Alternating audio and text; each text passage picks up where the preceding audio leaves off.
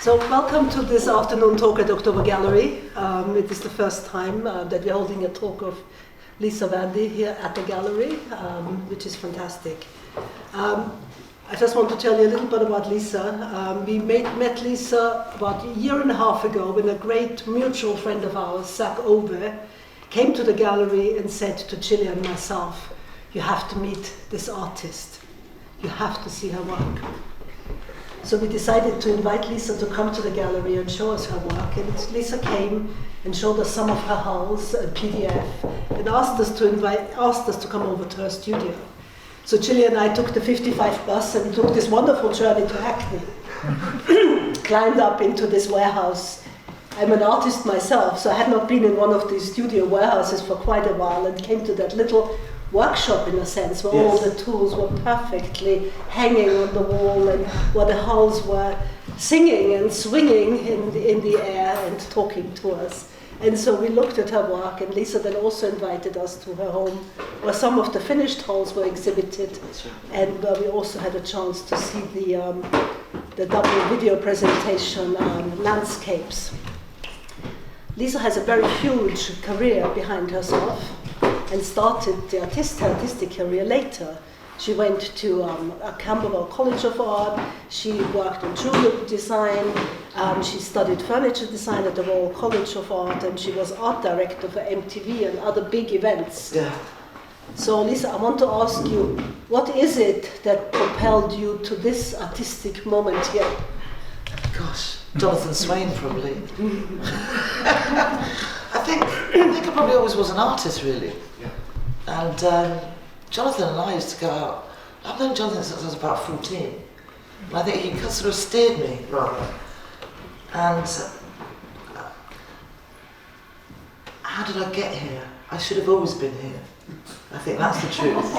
Yeah, I think I should have always been here. And I got swayed by being surprised that you can make a living doing, I mean, when I was at school, or even at college, no one told you could have a career out of this life.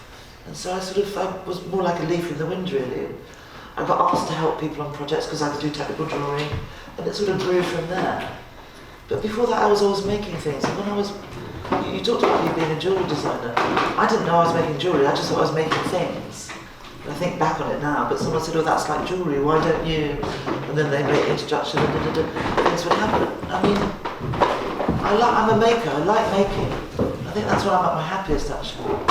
And it's sort of ridiculous when you look at this work, because you can imagine it's quite repetitive.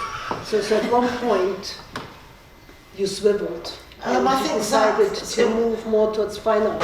Yeah, Zach Ove and Hassan Hajjaj both sort of nagged me and said, "We've always thought of you as an artist, why are you carrying on with this TV and film work?" And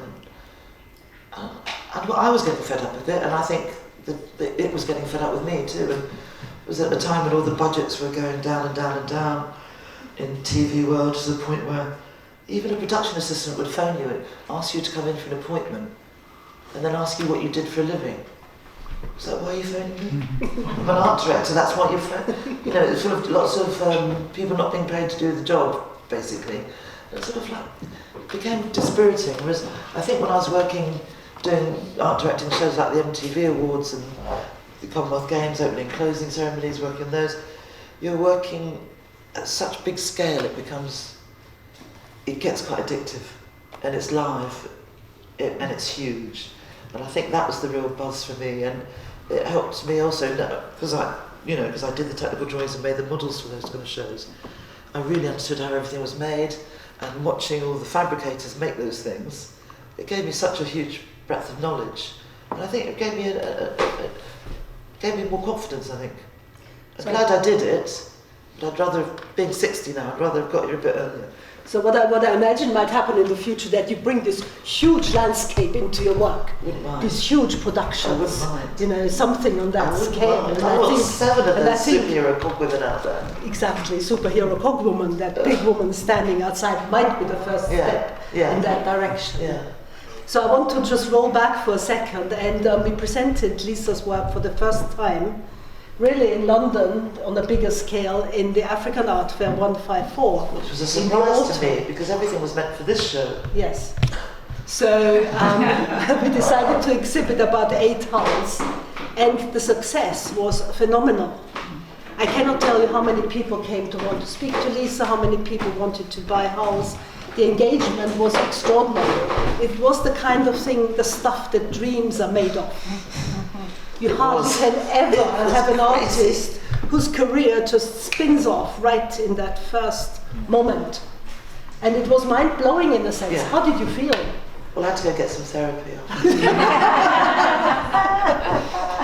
Seriously, it was What was the taste of success? it was so exciting, so thrilling.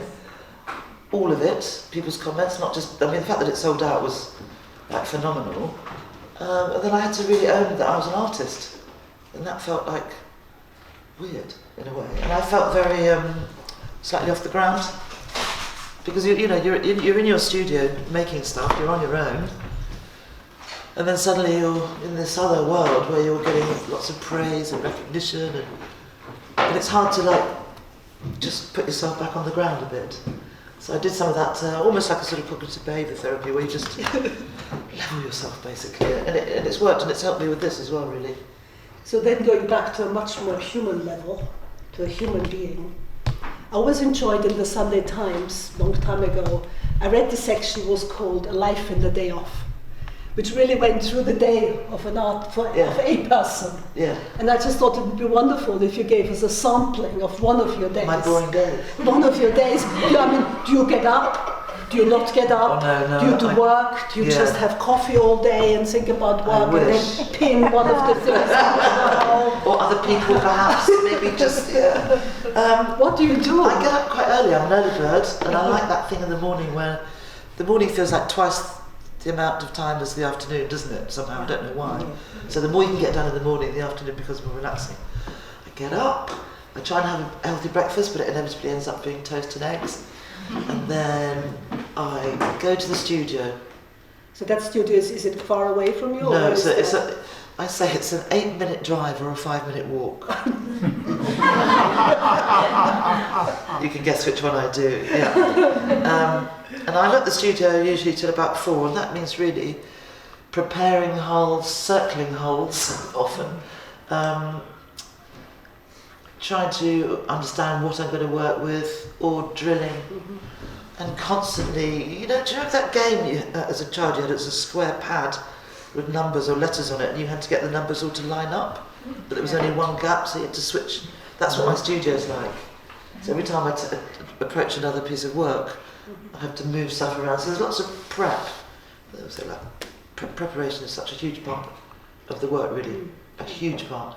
Because with these pieces, some of them are so beautiful and so well crafted in their own right.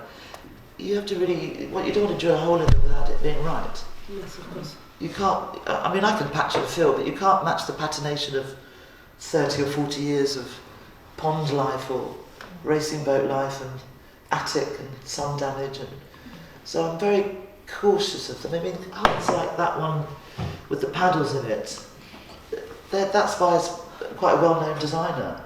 There is a world out there, believe it or not, of men that race model boats internationally. And I don't think they do it anymore, and it is actually harder to get them, harder and harder to get them. So when you've engaged with all the variations of hulls, their age... and then I work from the day, I work through the day drilling hulls, basically, and then I go home about 5 o'clock, and I go online and I do the deep web search for all the things that go into the hulls. And that's usually a couple of hours, and then I might be looking at drawing one of the superhero cog figures, or trying to expand that, and then about 8 o'clock I have my supper, and about 10 o'clock I'm in bed. Wow. And then of course you start again. Yeah, but I'm obsessed with the work, so to me that's a good regular pattern. I just need to, after the show, because it has been such a run up to this, need to just engage with a bit more exercise in between, So we're talking about hulls, we've talked about them, but how did you even get to the idea of using hulls? I I was having this interesting conversation actually. I think car boots fairs and antique fairs, I love them. And I kind of think actually, every time, you know, lots of people are looking online for inspiration in terms of pictures and reference and Pinterest and Insta or whatever, you know, you can find all these images online. But it's already, in a way, a lot of it already been curated by somebody else, isn't it? And the car boot sales and antique fairs aren't. You know, you have to make up your mind about what's good and what isn't. And you see the most incredible array of objects. It's really inspiring. I'd really recommend, if there's an antique fair near you and a big one, go, because you'll see the weirdest things. And I mean, art galleries and antique fairs, I think, really favourite places. So I came back, it was a big boat hull. It was Yellow Waggler, actually, who sold that. Yes. It's about that big. And I turned it over and I saw the face immediately. And I just thought, oh my God, it's too good. So I took it home and I kept it for about a year and I just circled it, you know, as you do. And then it sort of worked out what I wanted to do. And then I realised that the idea felt powerful, and I thought that it had legs. You know, I thought that there's more to get out of this. So that was the first one. So when I saw photos of your studio and also visited, I saw a whole array of, a whole row of hulls, different hulls, hanging there, waiting to be brought to life. I had to get, after 154, I had to get another studio. And you told me at that time, we were discussing where do you get the hulls from, etc., etc. And you said, well, you go to this hull dealer. Yeah, I have a hull dealer. I thought, okay. I'm like a child sometimes. In my mind, that transforms into something completely different. So I saw you collecting hulls on a forlorn beachfront somewhere in the south of England, where hulls had been swept onto the shore, and you were collecting them. I wish. But instead, you say you have a hull dealer. Yeah, who is this and where is he and what does his shop look like? There is no shop. What does his place look like? I met him at Kempton Antique Fair, and he only sells hulls and paintings, and a bit of odd bits and bobs and stuff. And I was just like, oh my God, this is amazing. This is perfect. And so I took his card and we stayed in touch. And well, I usually meet him in a car park. Somewhere between like Croydon or Guildford and London. He puts them out, and actually sometimes it's really hot, sometimes it's really cold, sometimes it's pouring with rain. It must look really weird. But he now that he's seen, well, I told him about my success. He would never know actually, because he lives in a world of his own, like a lot of those antique dealers do. He's a great guy, and so I told him about the success, and so. So you can put the prices up a bit more and maybe give me more expensive things as well. You know, it doesn't have to be just the old crap now. We can start working together. So that's nice. And he constantly sends me pictures of stuff. You can't always see from the pictures, you know, really what the depth of them or how they really look. So we meet up every 2 or 3 months. So they're the hulls of model boats? Yeah, some of them are, see, that would be a pond boat, that little claret one. That's just, little sandy. Remember the red one? Yeah. It's got sandy. So you buy it as a whole boat and you cut off the hull? Sometimes, yeah, it's horrible. Yeah. Oh, I hate that. Because I've seen you brought in some ships. A whaler. I brought a whaler in another ship. As you could do. see how that hull it's was rigged connected. completely, and of course I haven't been able to touch it because I'm so in awe of the rig. So sometimes I just have to leave them for a while and then I can take it all out. But then I keep all the rigging for a bit. Then after a month I can throw that out. It's stupid, but there's something about the beauty of the craftsmanship, isn't there? Yeah. There's something when they're really right. There's something so beautiful. And the times, they're planked. Yeah. Lots of them. So you're bending wood to make these incredible forms. Some of them are solid. And the cheeky little ones are often the bond boats. Yeah. And they have a different sort of charm, I think. Mm. So you animate these hulls with, let's say, acupuncture needles. Never again. That's acupuncture. No, they're sewing needles. Those ones. They're big, really extra large sewing needles. The acupuncture pin one that you sold, those acupuncture needles are 0.03 of a I'm not very good with numbers. 0.3 of a millimetre. So drilling. It's driving me mental. So you animate these hulls And in a conversation with Chris Spring, you talked about aggressive protection. And in that conversation, it also transpired that you had visited the British museums many times. Oh yeah. Could you tell us a little bit about the visits to the British Museum? Well, I used to live in Earls Court, so I'd be either at the V&A or the BM, probably just after Camberwell, when I started making stuff that turned out to be jewellery. And I was always in the African rooms and the classical antiquity stuff, the old metal stuff and the armoury stuff. It's just very inspiring, and it's like having a college on your doorstep, isn't it? Really. Yes. So I'm very familiar with the forms that he was talking about in Kisi, and I was always interested in. Those are the Congolese power figures where they put nails or metal into them, and they are guardians essentially, and it is a protective aggression. And I think lots of people look at African masks and they're sort of terrified of them, People who not. Do we need that? It's good because we're recording it. People who are not, don't favour that stuff. Oh yeah, got it. Can you do that? I think it's gone into my.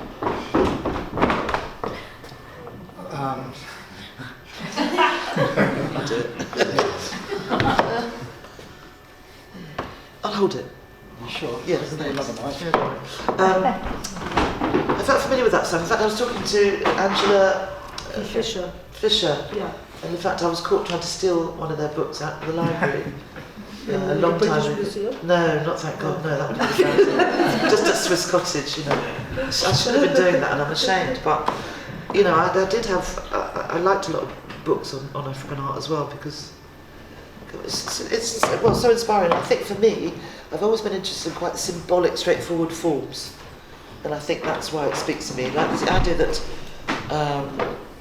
symbolism is an international language, isn't it? You don't need to say anything. The forms are understood worldwide. It's a language that anyone can understand, and I rather like that. Yeah.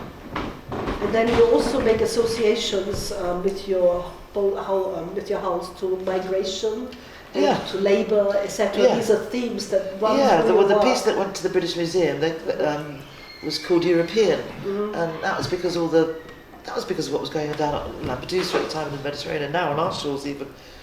So that was a response to that, but it's the same story, isn't it? It's a sort of almost like a slavery in reverse, in a way. People are willingly coming, but it's still modern day slavery, isn't it? Yes. Because it's cheap labour, and it still has that horrible essence of danger, that people's lives are being risked for this.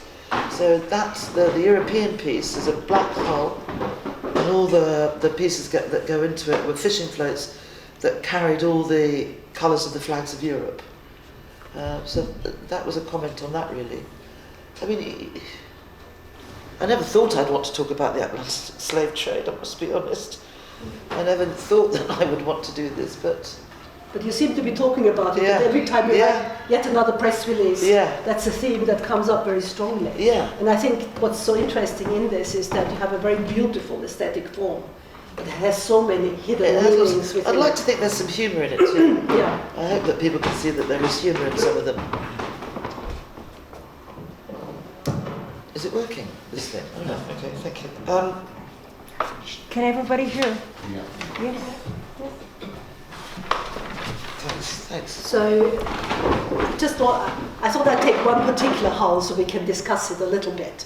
And I want to talk about the hull that is right behind us, because you sent that to me in a little message, WhatsApp message, when I was in New York, and I had one of these wow moments, when a thing really grabs you, and you have goose pimples, and you think, oh my God, this is the thing, this is it, she's hit yet another note. So I want to understand how you arrived at this, because initially when I saw it, it looked like a hull, but now it looks like something else. Yeah. And it's called a green, black, and copper. Well, I got this chain, and I've got a whole load of stuff. And the chain, of course, is obviously highly symbolic. I mean, it's obvious, but it also made me think about the veil, in a way, and screening. And even door screens, in hot countries, it just chain, all the bad reasons of chain, metal, mining, all that stuff. And this is one of the few pieces that I didn't plot, because these pieces, once you know, I have to make a pattern for them, so that when I drill in, I can pull the pattern and reverse it onto the other side. So there's no room for ad-lib. What's the word? Improvisation. There's no. You start. You're doing it. You're going it. This one, it grew. I put it up on the wall, which I don't usually do, but I had to because it's a chain. Otherwise, I wouldn't know where it would lie. And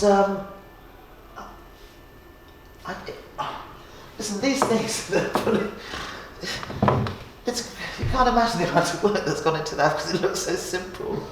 But as with a lot of these pieces, the bit that you can't see, what's holding it all together, often involves a lot of work. So I will solder things together, make a whole pack of things that are going to help this along. So it changed, it morphed, and then it just worked. And I was going to put the chain on and then cut it and pull it around. And I saw the chain hanging out. And it's just... Yeah, it had that sort of unexpected element in it so that you find. Which is the thing I can't get when I'm making some of those other ones. Yeah. So it's that was an interesting journey for me. Yeah, maybe I need to work a bit more like that. Yeah, so that was very interesting. I understand that your father was an engineer and your design engineer. Your brother had a blacksmith forgery. He had a forge in the shed at the back. Yeah. And he could make anything. Yes, so that helps. It makes you feel it's normal. Yeah. So come home in the afternoon and there's a whole wall missing in the house. And Dad's putting up an RS day. You know, it's like it's kind of makes you think that making and also destroying and remaking actually is kind of okay. It's normal. So that kind of made you interested in the mechanical nature of many things. I think it made me feel confident about together. Made me feel confident about asking. Yeah. Even, you know, and confident to know. Yeah. And then I can see, you know, in relation to that a series like These Women, which you see behind you, have come maybe out of that experience or out of that history. Yeah. Where can you tell us a little bit about these women? Yeah. Listen, really, it sounds like such a cliche, but I just have to be honest. Not enough sculptures of women out in any city, anywhere in the world, are there?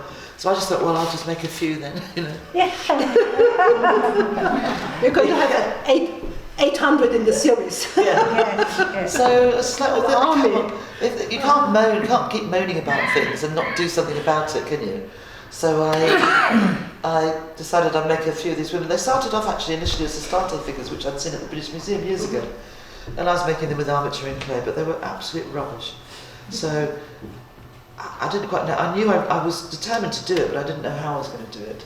And then I was looking at these forms that I bought from Kempton again, of machine patterns. They're parts of machines that they would cast in sand, casting in aluminium if the part had broken down. So the factory can replace broken parts of machinery, basically. They're beautiful forms. And I thought, this is more like it. This relates far more to what women are about.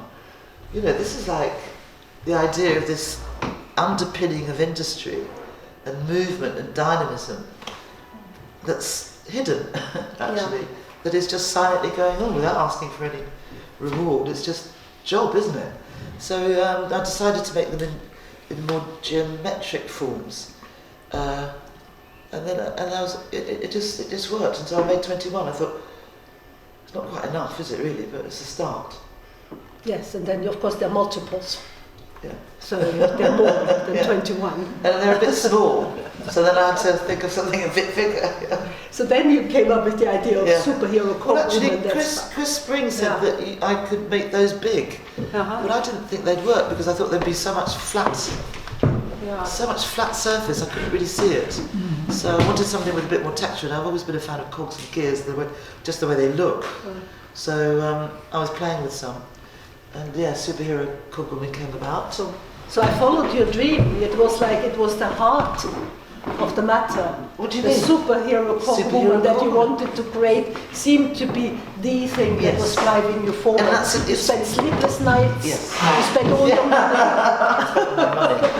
You wanted to put all these pieces together. It was important for me as well to really develop the work beyond the hulls, because it's not enough for me, you know, just to be doing that. It doesn't feel completely expressing myself, although God knows there are many ranges of expression here.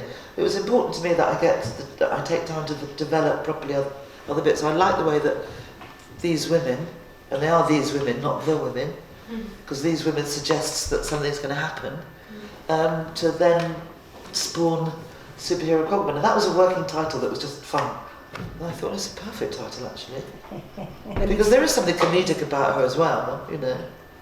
And those are, they exist in a series of 7. Yes. Yeah. It was important to me that she wasn't alone. And the 7 women are all made from just 12 components.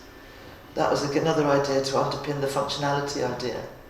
So there are only 7 components, and from that I could probably make 7 others, but these ones work well. And they're a family of obstreperous women, really, I think. If you look at them, some of them are like, oh, come on. You know, big mama, naughty one, you know, there's all sorts. So same with these women. To me, there's characters in there. Yeah. So following your route of success, this superhero cogwoman is now traveling to Free Sculpture Park I know, that was this coming months, which is quite wonderful, considering it's the first presentation. Yeah, I was jumping up in the air. I know, you get so many opportunities to jump up and down. Yeah, I do at the moment, it's true. It is quite wonderful. I'm thrilled with that. I mean, it seems to me like an unlikely trajectory to have just started at 154 with you, and then to this, and then there. It feels... It's unusual, and that's what we love. Yes. Yeah. So I want to also, in the other room you see a video, a double video installation called Landscapes. And I'm going to ask you in a minute, what is it made of? But I find it very interesting because it reminds me of a 21st century abstract expressionist painting in a moving sense. Apollo or Frank Bowling pouring paint in that sense onto the canvas. You went a step further and it's continuously moving. It does not take a definite shape, but it moves. So what is it? How did you get to it? I was making bread, basically. So I like to call it part 1 of the domestic series. I don't know if there'll be a part 2, but I hope so. I was making bread, and I used to make soda bread all the time. It's very cheap, very easy to make, and it's really delicious. And I've been to Ireland, and this woman said that they put treacle in theirs. So that's interesting, because theirs was much darker. So when I got home, I made the soda bread, I put the treacle in, I thought, shit, that's amazing. So I took the whole thing downstairs, got a huge tray, 4 cows. It's like such, I mean, I cast all these pewter things once and blocked up the sink. This is before, it's ridiculous. Anyway, so before lunch comes home, the whole kitchen's covered in flour. But I've got this huge tray. What's the shop? I've got more flour. I've got wood and made all these stands. I've got every angle poise in the house, angling down onto this thing, and I'm trickling treacle, which is going everywhere. And I've got my iPhone masking tape to the top of this. Anyway, the bread didn't get made, but I did make a little sort of sketch, really, of the film. It looked really good. I thought, yes, this will work. And then I got my lovely friends Mike and Lena, who are filmmakers. One's an art director, one's a camerawoman and editor, to actually make it with me. So we shot it outside on 4K, so it's good, resolution. And they brought a lot to it. They had other ideas to add to it, the delivery, how it was done. So that was interesting for me, working on my own all the time, which I liked too, and having no client, which is all new to me. Working in a team again, I really loved it, and they added so much to it. Yes. So yeah, I wouldn't mind doing it again. Yeah, it's quite an interesting piece of work. It's slightly scary. And slightly it's visceral, isn't it? Yeah. But slightly scary, slightly oppressive, and yet mesmerising, I think. I'm so embarrassed to find myself standing there watching it for 5 minutes. But it's really not unlike the work of some other artists. As I visited, as I visited Frank Bowling's show at the Tate just the other day. Of course, he has these huge abstract expressionist paintings. But also in the film, you see him staring at this one little pool of material poured onto the canvas, waiting until it was drying. because should it have was filmed going it. to take his own shape. So there are interesting cross-references in that work. You just give me another idea. Thanks. Yeah. So the story goes that you used Chris Springs. Chris Springs is the curator of the ex-curator of the Africa Galleries. That he used his father's railway tracks to make work. That he discovered it in the attic, and you got them within the hour to collect them, Well, of course. to make works. That you had already wanted railway tracks. Because he saw the Calais pieces, the two that were at 154, and they had very small gauge. That's all right. Welcome. Thanks for coming. We'll be in the park. He had two small holes that had. Is it like double O gauges in it? That very small model railway track around it. Calais, it makes sense, with the two railway tracks. And so he saw that. He said, "Oh, you're interested in model railway?" Then I said, "Yeah." And he called and he said, "Listen, I've got this. My dad died a few months ago, and we're clearing out the house, and I've got all this old." So I flew down in the car to what I would call Dorking Heights. Flew down in the car. I love that. That's what I would call Dorking Heights. And it was a lovely afternoon actually.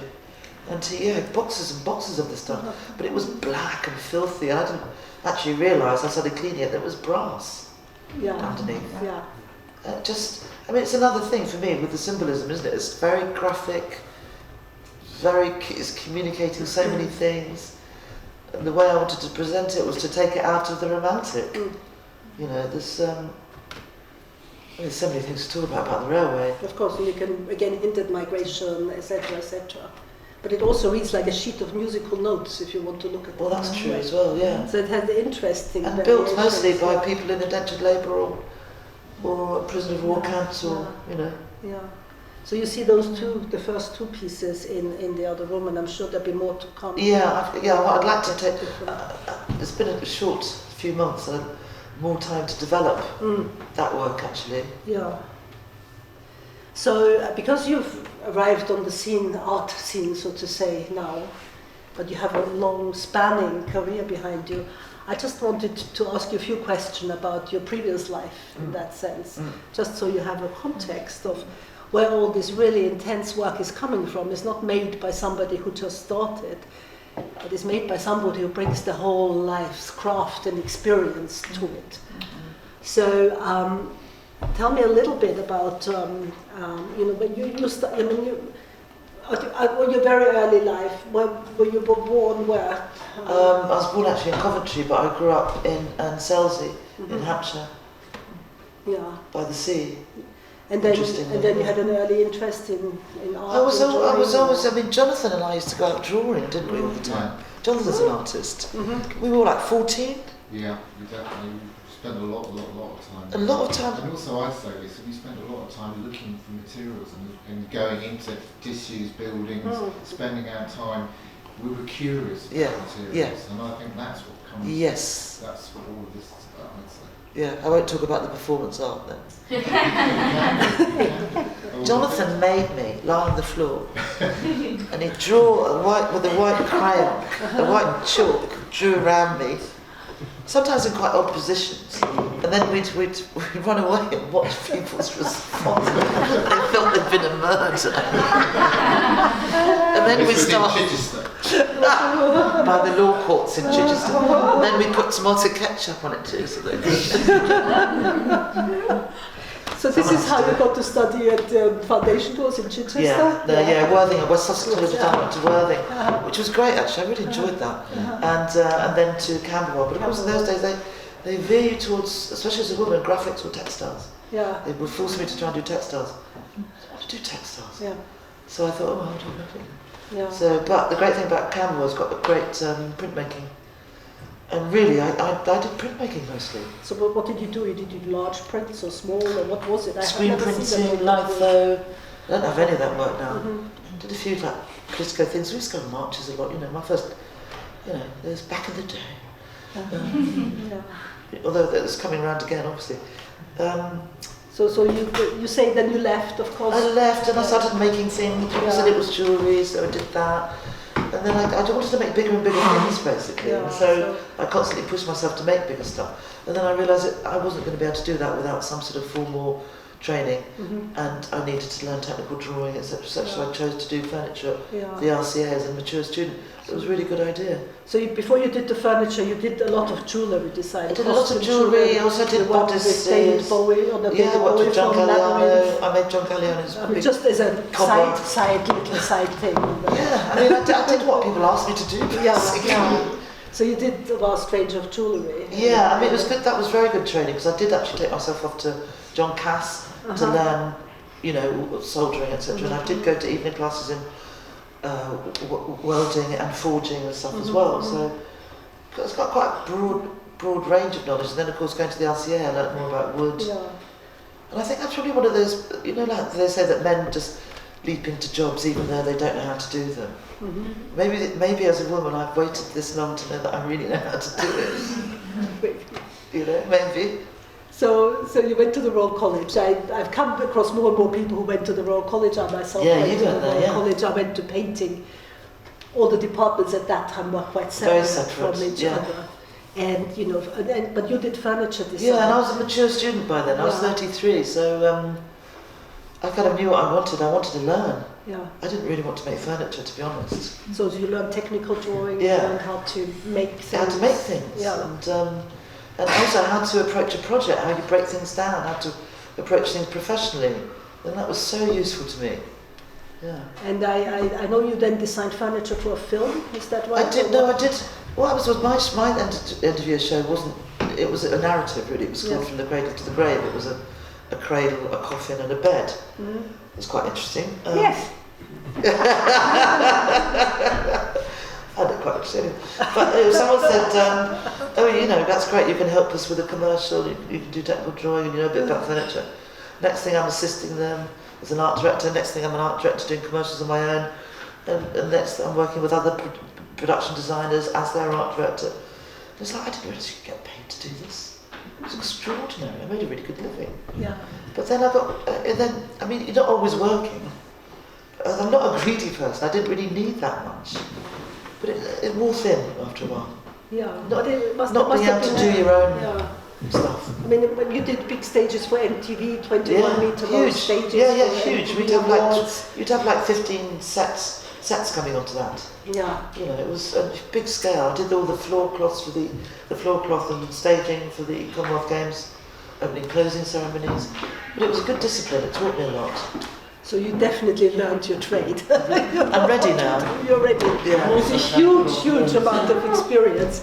Say again, John? You also came across more materials. Yeah, exactly. I think that was you were seeing different things, seeing new materials at different times, seeing them done in places. And seeing how easily it's done. So you look, I mean, somebody else said that about the show, that they felt that it was materially rich.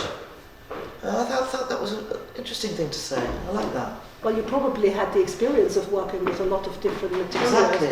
You knew how to bring out the soul of a piece of wood. I mean, I think I've really done my apprenticeship. It's a kind of accumulation of all these things that you've done. And learning the fact that I can, there's not shiny bumps there.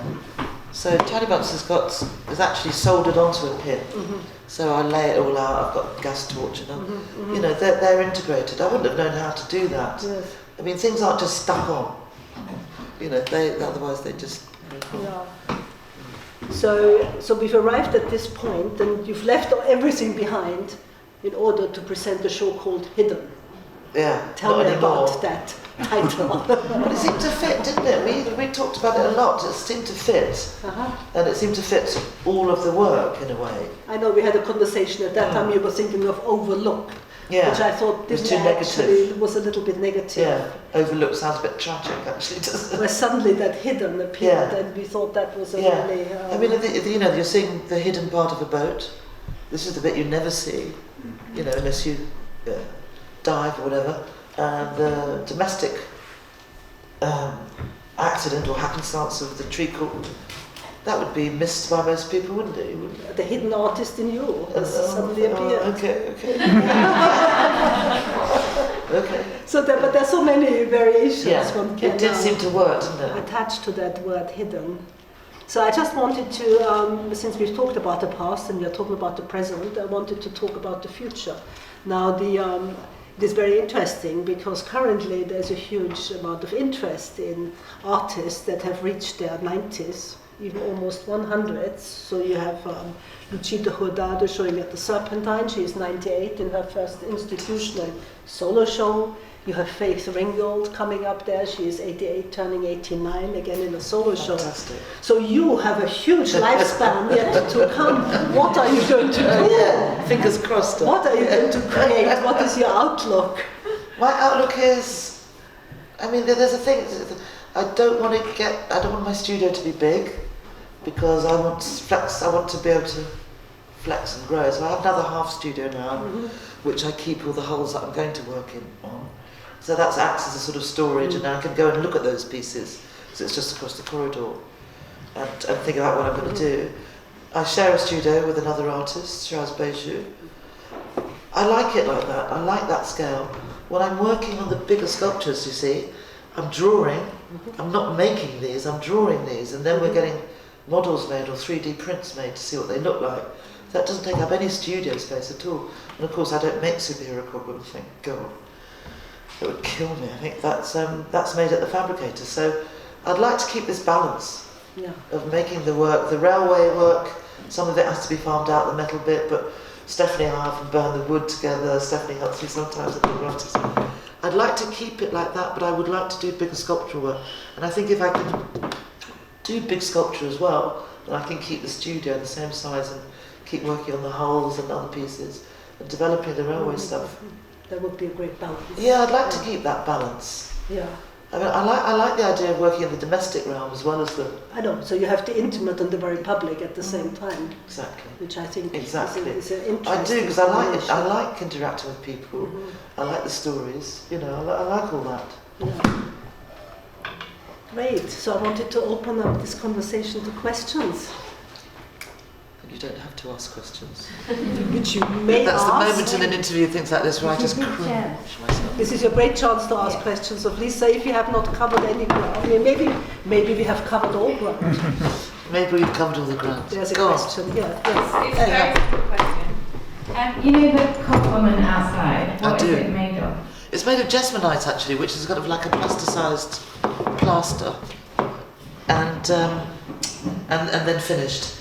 So it's a step up from fiberglass. So is it spray painted? It's not sprayed. It's a very new paint. It's called Verlux, and it's applied with a cloth and then polished up. Yeah, because it really looks like metal when you... It's got metal in it. Yeah, So if you feel it, it feels cold. Yeah. Yeah. But we're trying to find better and more eco-friendly materials to work with. It's quite hard, but I couldn't work with fiberglass. So that jesmonite replicates like steel. And you could have it look like anything. You could actually put the material they want it to look like inside into the jesmonite into the mix, so it comes out. But there's lots of two boring reasons to talk about why we didn't do that with this one. Yes. But you know, you could have that any colour. And these are 3D prints. And again, we're trying to find a good eco thing to work with at the moment. We're nearly there, but not with these two, unfortunately. Are you thinking of introducing colour into those big sculptures ever? Well, I mean, you know, who knows? I mean, there's so many possibilities. I'll never forget when Zach did the men in the Somerset House at 154. He did an army of 40 men. I can't believe I can't think of the name. And he did a whole set that were flocked in bright colours. It just looked amazing. Did he? I didn't know that. Yeah, flocked with like the colours of the American flag. Well, but not in Somerset House. That was elsewhere. No, they went to the States, I think. In Los Angeles. It looks so good. And once you've got this body, you can do anything really. I mean, I do have a colour version of that animation where they're all in different slices of colour as well. They look very good. Yeah, so the possibilities are endless. The possibilities are endless as long as people are interested. Yes. So, other questions? Maureen, hi. When you just said we, who is the we? When I'm talking about the cogwomen, I'm talking about the fabricators.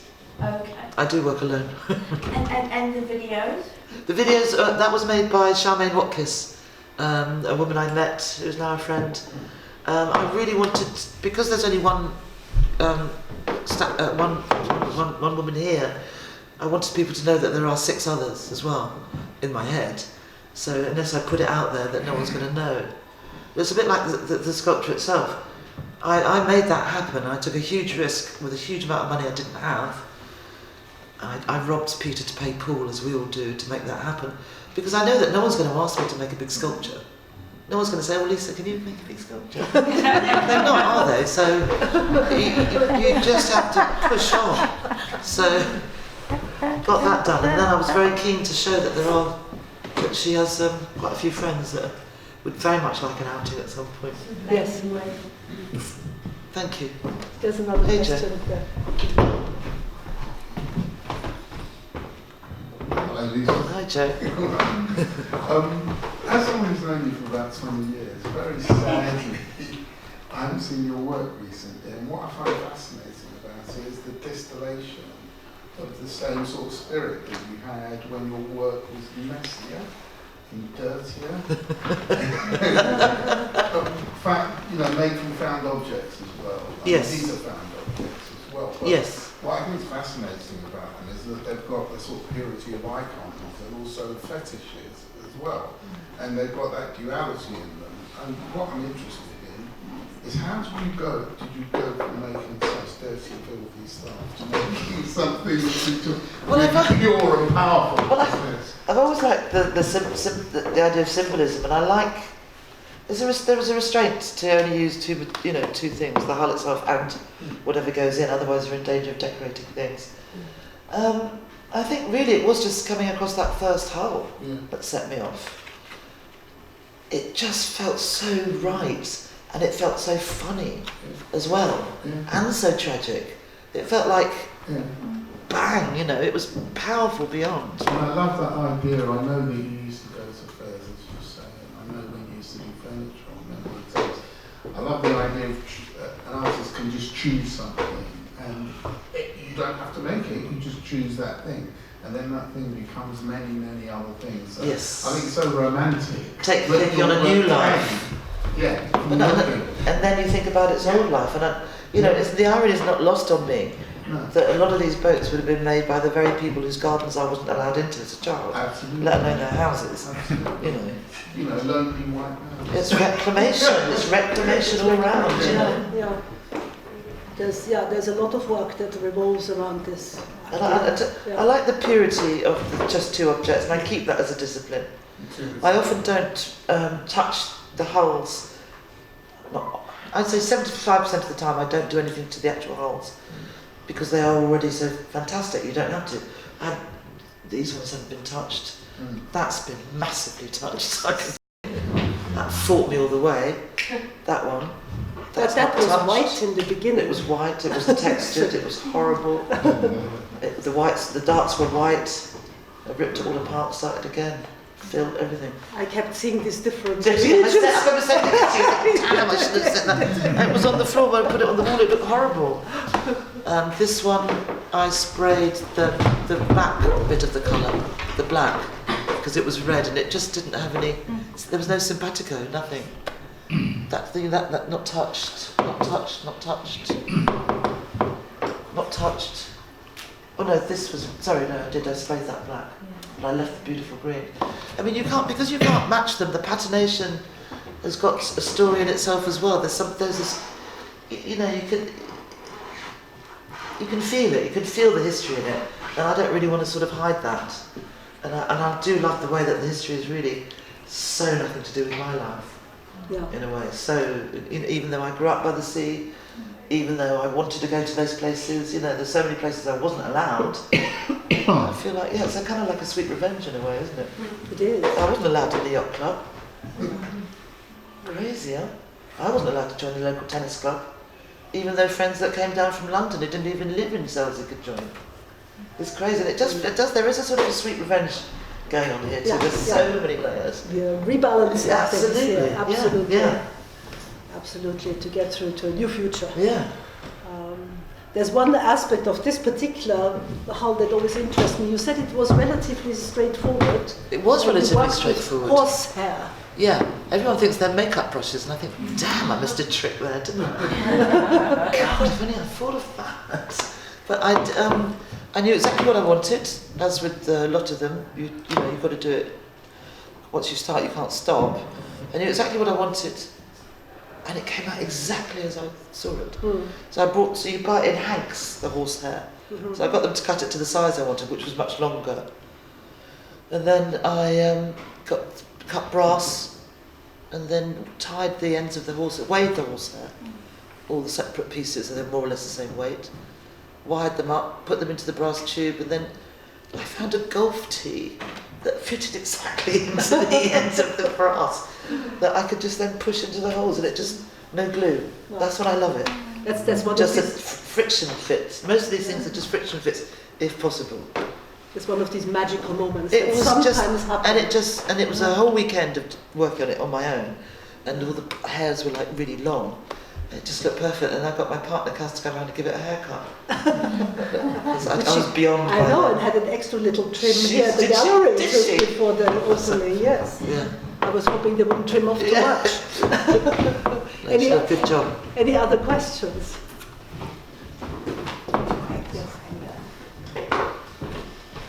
That was funny because I was so knackered by then I couldn't find. I knew if I touched You the could hair, then I'd pass finish it back on my to last him. day. Hi. I was going to ask you, is it going to be Spurs or Liverpool? Liverpool. Liverpool, okay. Got that one sorted. Now, when I first saw the press release for your show, I was reminded of Romuald, who you showed here. Yeah.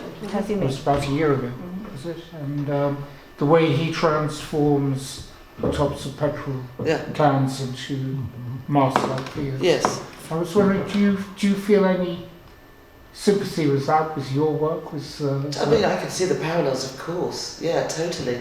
And I love I mean, his, do you I see love his some of work. these as masks? Totally. Okay, They are totally masks. right. They are completely, they're guardians. And in the true sense of how masks often work, isn't it? Yes, and things like that one is called Guardian. Yeah. Totally, yeah, thank you. And I think you arrived at this from completely different paths. Yes. Yeah. So it's So, a- unlike your friend, having known you for 20 years, actually, it's the first time I hear you speak. Well, my question for you is that you spent the first part of your creative life producing applied work, perhaps. If you think Producing what, sorry? applied art or applied works, Applied, furniture, yeah. and you were making bodices and fashion in a way, you were, I don't know the extent of that work, but that was something to fit a purpose to be used, etc. Now you're in this phase of your life, perhaps creating objects or pieces that have no function. Yeah. Now, this was a personal journey for myself as well. Do you think you enjoyed more the same, or do you think you found finally the freedom to do this? I definitely enjoy it more. It is very liberating. I feel very free. No one's telling me to make And these how things. does that feel in comparison to your work before? I think before I was so surprised that I could make a living doing it. It feels like, my God, I could do this standing in my head. What's No, wrong I with these mean people? with earlier work. But earlier art. No, like bodices, when you were working in fashion, you were saying you're making some for Galliano. I mean, you're not creatively free in those circumstances, are you? You have a client. So I can express myself to a point, but only to a point.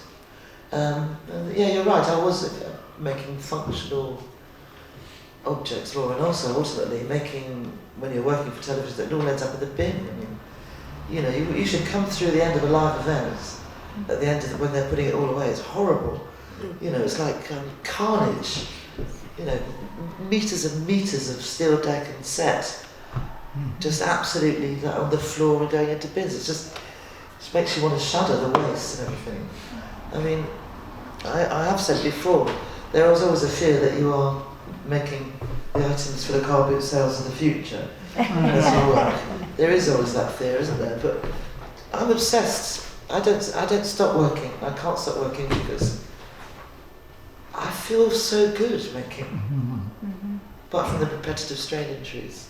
Lisa, you, isn't the freedom though a bit freaking out? And aren't you putting parameters on yourself a bit with the work? The way you're creating and drilling and doing things in series and making it, the way you described it, Yeah. isn't that you putting your own parameters I think on? that's probably like from a discipline of college and stuff, isn't it? Giving yourself the... Well, otherwise you just float off the edge, John. Yeah. You know what I mean? These pieces can go on and on, can't they, as long as I can get the right materials. Yeah. They're there, but starting from scratch, right, with these women and Kokoman, you have to give yourself some parameters, I think, otherwise you don't know when it's finished. Or... But the one behind you, you said that you just set the course and then started. Yeah. And yeah. Do you see that as the way forward, or do you see... I see them both as legitimate. I just really, this gave me another way to work. So it is, I think all the time, unless you're doing it and making mistakes, you don't learn anything, do you? So that's why it seems important for me to hold on to the studio, keep it small, and be making it myself, because in the mistakes, you get so many more ideas, don't you? Yeah. So yeah, for me that's interesting to keep working with more organic material. Well, it's not an organic material, but a material that will drop. That you know, don't know what the word for that is, but it's interesting to me anyway. Yeah. We'll have one last question, John. Yes, please. Something that was said just now rang a very large bell. I've been reading Kurt Vonnegut talking about writing novels, writing prose for print, and writing scripts for films and for productions. And he talked to a friend who had done quite a bit of both and said, "What do you prefer?" And he said, "I much prefer a novel. If you're writing a script, you are only doing half a work of art. And what you have done can then be turned into something totally different from what you had intended." And he said it was, in fact, he went so as far as to say he didn't like movies because the control was so divided. Yeah, yeah. Too many people, too many chefs. Basically, there's too many people controlling it. Too many powerful people with their own ideas about what it should be. I mean, I like working in teams, but only if we could all be equal, you know. Well, Lisa, thank you so much. Thanks so much for everyone coming. Thank you.